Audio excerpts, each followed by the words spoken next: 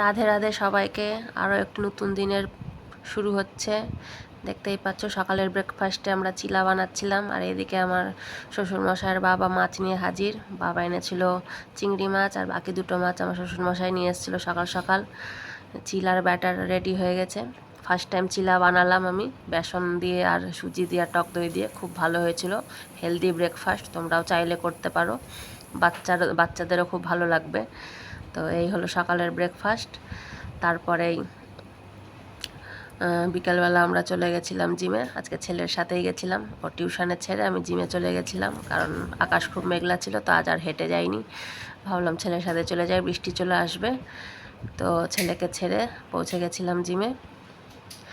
দেখতেই পাচ্ছ আমার জিম। তো সব ওয়ার্কআউট করে ভালোই লাগে ওয়ার্কআউট করতে। আগে ভালো লাগতো না, এখন ডেলি ডেলি গিয়ে একটা দিন না গেলে পরে ভালো লাগে না। তো যাই হোক, তারপর বাড়ি এসে রাতের বেলা আজ করলাম মাছ ভাত। মাছটা ছিল, ভাবলাম কাল শনিবার তো খাবো না, তো মাছ ভাত করে নিই। আর এসেই আমার রুটিন অনুযায়ী আমি খাই ব্ল্যাক কফি। খেয়ে দিয়ে চলে গেছিলাম রান্নাতে। সর্ষে পোস্ত বেটে করেছিলাম, খুব সুন্দর হয়েছিল খেতে। পমফ্রেট মাছটা একটু